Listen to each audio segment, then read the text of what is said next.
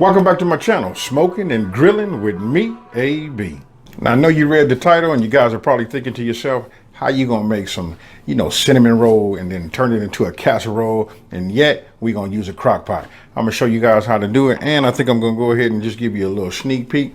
Look, there it is right there. Hey, and check out this back part right there. That's nothing but a bunch of cinnamon deliciousness. So with me saying that, let me just go ahead and break it right into the video.